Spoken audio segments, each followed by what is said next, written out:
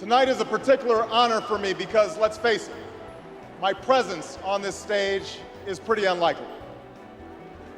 My father was a foreign student, born and raised in a small village in Kenya. My parents shared not only an improbable love, they shared an abiding faith in the possibilities of this nation.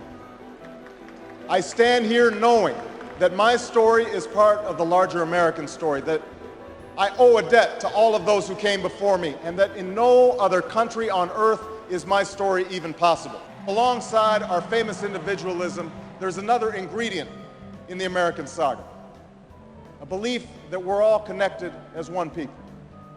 If there is a child on the south side of Chicago who can't read, that matters to me even if it's not my child. If there's a senior citizen somewhere who can't pay for their prescription drugs and having to choose between medicine and the rent, that makes my life poor even if it's not my grandparent. It is that fundamental belief, I am my brother's keeper, I am my sister's keeper, that makes this country work. That we can say what we think, write what we think without hearing a sudden knock on the door. That we can have an idea and start our own business without paying a bribe.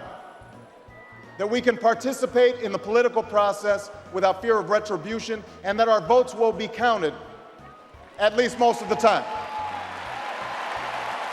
This year, in this election, we are called to reaffirm our values and our commitments, to hold them against a hard reality, and see how we're measuring up to the legacy of our forebears and the promise of future generations.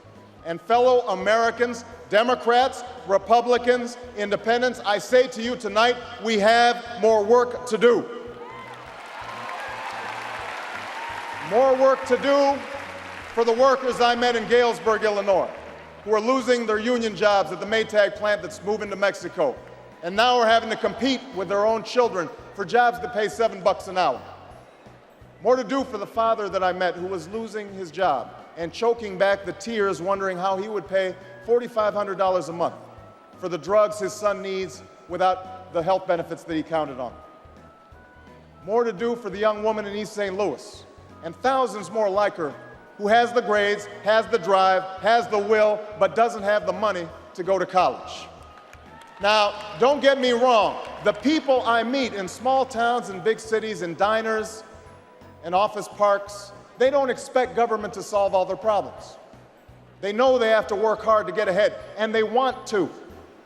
Go into the collar counties around Chicago, and people will tell you they don't want their tax money wasted by a welfare agency or by the Pentagon. Go into any inner city neighborhood, and folks will tell you that government alone can't teach our kids to learn. They know that parents have to teach, that children can't achieve unless we raise their expectations and turn off the television sets and eradicate the slander that says a black youth with a book is acting white. They know those things. Out of many, one. Now, even as we speak, there are those who are preparing to divide us. The spin masters, the negative ad peddlers, who embrace the politics of anything goes. Well, I say to them tonight, there is not a liberal America and a conservative America. There is the United States of America. There is not a black America and a white America and Latino America and Asian America. There's the United States of America.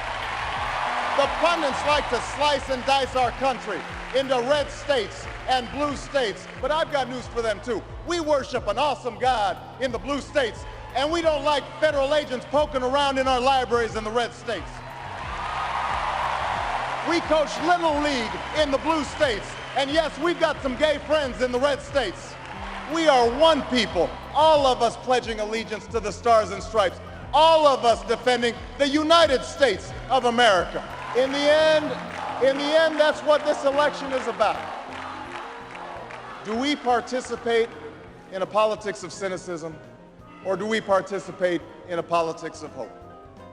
It's the hope of slaves sitting around a fire singing freedom songs. The hope of immigrants setting out for distant shores.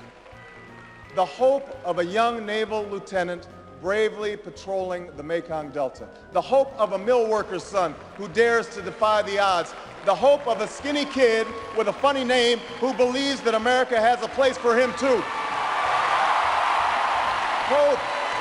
Hope in the face of difficulty. Hope in the face of uncertainty. The audacity of hope. I believe this country will reclaim its promise, and out of this long political darkness, a brighter day will come. Thank you very much, everybody. God bless you.